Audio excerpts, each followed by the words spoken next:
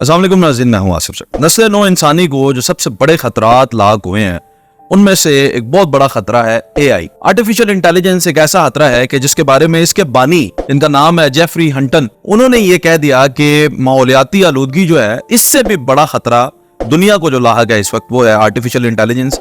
और उन्होंने, जो कि गूगल आर्टिफिशियल इंटेलिजेंस रिसर्च के हेड थे, उन्होंने 2023 मई में इस पे इस्तीफा दे दिया और ये कहा कि दुनिया पे ये जो अजाब आया है कल को मैं इसका जिम्मेदार नहीं बनना चाहता, इसलिए मैं इससे किनारा कशी इख्तियार करता हूं। अब बात करते हैं कि कैटेगोरिकली कि किस तरह से किस किस शोबे में ये असरअंदाज होगा और मैं इस बारे में अपनी जाती राय क्या रखता हूं।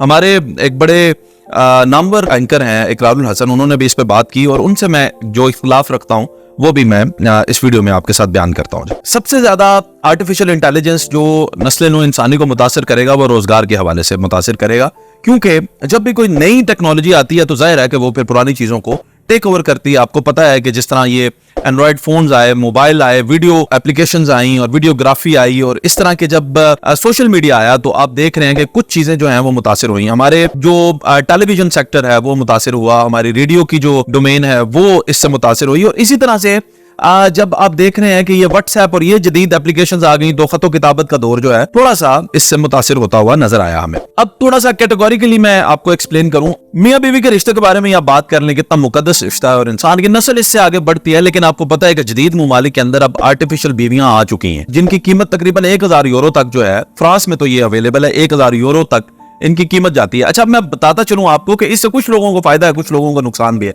कुछ ऐसे लोग होते हैं जिनका ख्याल ही होता है कि शादी नहीं करनी चाहिए सारी जिंदगी और वो कुंवारे बैठे रहते हैं या बदकारियों में मुलविस होते हैं, तो वो शायद इन आर्टिफिशियल बीवियों की तरफ जाएंगे। और दूसरे लोग, जब आपको नस्ल चाहिए, आपने औलाद हासिल करनी है, तो फिर तो जाहिर है ना आपको इंसान से शादी करनी पड़ेगी।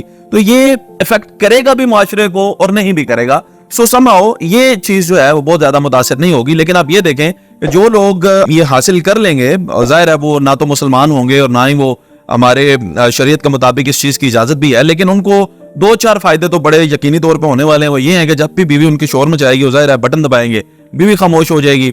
उसके बाद वो है 100 से ज्यादा जुबानें बोल लेगी, वो हर मुल्क का खाना बना लेगी। उसमें जाहिर है कि इस तरह की चीजें तो बहुत ज्यादा उनके लिए बेनिफिट होगा उनको इन चीजों का। और सबसे बड़ा बेनिफिट, जैसे मैंने पहले बताया, कि जैसे ही वो बटन दबाएंगे तो वो चुप कर जाएगी। आगे बढ़ते हैं। इकरारुल हसन साहब ने ना इस पे जब बात की तो उन्होंने कहा कि सबसे पहले उन्होंने खतरा जो है वो जाहिर किया एंकर्स को। उन्होंने कहा क्योंकि आर्टिफिशियल एंकर्स आ चुके हैं अब इंटेलिजेंस के और वो 100 से ज्यादा जुबानें जानते हैं, तो इकरारुल हसन जो सिर्फ 1 से 2 जुबानें जानता है उसको वो रिप्लेस कर लेंगे। तो मैं ये बताना चाहता हूँ इकरारुल हसन भाई को कि आपको दुनिया का कोई भी रोबोट ना तो कोई और इंसान रिप्लेस कर सकता है। आर्टिफिशियल इंटेलिजेंस के एंकर्स में ये खासियत जरूर है कि वो 100 से ज्यादा जुबानें बोल सकते हैं, लेकिन तख्लीक वो हमारे दिमाग की है और आपको अल्लाह करीम की जात ने बनाया और आप में जो काबिलियत है वो इन आर्टिफिशियल इंटेलिजेंस के एंकर्स के अंदर नहीं आ सकती। जो मारे आपने खाई हैं, जिस तरह से आपने माशरे में बदकारियों को एक्सपोज किया, जाली फैक्ट्रियां पकड़ी हैं, दूध जाली बनाने वाले, दवाइयां जाली बनाने वाले, और उनको जाके एक्सपोज किया है, ये कौन सा दुनिया का आर्टिफिशियल इंटेलिजेंस का एंकर होगा जो ये जाके काम करेगा? ये दलेरी कहां से लेके आएगा? जहानत तो उसके अंदर होगी, लेकिन अल्लाह की जात ने, इकरारुल हसन साहब, जो आपको दलेरी दी है वो किसी आर्टिफिशियल इंटेलिजेंस के एंकर में नहीं होगी। तो आपकी नौकरी बिल्कुल खतरे में नहीं है, आप वन एंड ओनली हैं और अल्लाह ताला आपको इसी तरह मुल्क पाकिस्तान की खिदमत करने की तौफीक देता रहे। ड्राइवर्स हजरात जो हैं वो भी इससे मुतासिर होंगे। अब ड्राइवर जिस तरह से मुतासिर होंगे, जैसे टेस्ला मुतारिफ हो चुकी है, आपको पता है ऑटोमेटिक गाड़ी है। ऑटोमेटिक तो गाड़ियां होती हैं लेकिन वो सेल्फ ड्राइव गाड़ी है, उसमें आप लोकेशन फीड कर देते हैं, उसके बाद वो खुद ब खुद जो है आपको ड्राइव नहीं करना पड़ता, आप पिछली सीट पे भी बैठे तो आपको पहुंचा देगी। तो इसलिए ड्राइवर्स हजरात के अभी जो है रोजगार में आने वाले वक्त में मसला हो सकता है। वेटर्स, अच्छा अब ये देखें, पाकिस्तान जैसे मुल्क में भी अभी जो मुझे पता है इस्लामाबाद के अंदर ऐसे रेस्टोरेंट 1 से ज्यादा खुल चुके हैं जहां पे आपको रोबोट जो है वो खाना सर्व करते हैं। वो आके आपसे पहले पूछते हैं कि आप क्या लेंगे, फिर उसके बाद वो खाने के बारे में आपसे रिव्यू भी लेते हैं, सजेशन भी लेते हैं कि हाउ वाज योर फूड। उसके बाद वो आपको बिल भी ला के देते हैं। तो रोबोट जो है एक्चुअली में अब पाकिस्तान के अंदर भी, मुल्तान में भी, अभी मेरे एक दोस्त मुझे बता रहे थे कि एक पिज्जा शॉप पे फास्ट फूड सर्व कर रहा है रोबोट। तो ये रोबोट का उनको फायदा ये है कि एक दफा उन्होंने खरीदा, एक ही दफा की उसकी तनख्वाह है, बाकी अब आप उसको चार्ज करें, सारा दिन वो काम करता रहेगा।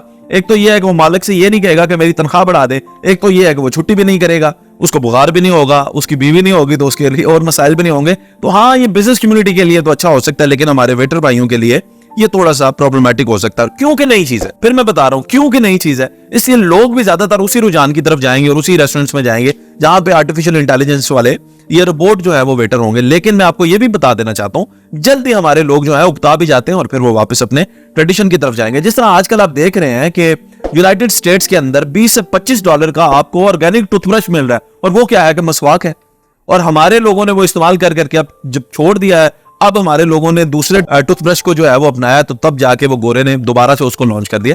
तो ये जो है दुनिया जो है वो दोबारा अपने ऑर्गेनिक फॉर्म की तरफ जाती ही रहती है। तो इसमें मेरा ख्याल है कि ये भी एक ना एक दिन ये जब आम हो जाएगा तो फिर लोग दोबारा से अपने ट्रेडिशनल वेटर्स की तरफ जरूर जाएंगे। सिंगर्स को भी खतरा लाहक है। अब सिंगर जो है वो इतनी मेहनत और सालों की रियाजत के बाद जो सुर सीखते हैं, वो आर्टिफिशियल इंटेलिजेंस जो है वो जाहिर है उनसे कई हद परफेक्शन में वो उसको रखेगा। अच्छा, सिंगर को ये होता है कि उन्होंने खाना खा लिया तो अब वो गाना नहीं गाएंगे, उनका कोई टाइम होता है, फिर कोई रियाजत होती है, फिर कोई मूड होता है, कुछ सेंटिमेंट्स होते हैं। और आर्टिफिशियल इंटेलिजेंस वाले जो रोबोट होंगे उनको जब मर्जी जहां मर्जी आप गाना गवा लें। अब बात आ जाती है कि अब जैसे इकरारुल हसन ही बता रहे थे कि रावी गाने को आतिफ असलम ने भी गा दिया, तो definitely it's a technical thing, क्योंकि आतिफ असलम जो है वो क्लासिकल सिंगर नहीं है और सजाद अली जो है वो क्लासिकल सिंगर है, लेकिन उनकी आवाज को आर्टिफिशियल इंटेलिजेंस ने इस तरह से मोल्ड किया कि रावी गाना आतिफ असलम भी गा पाए।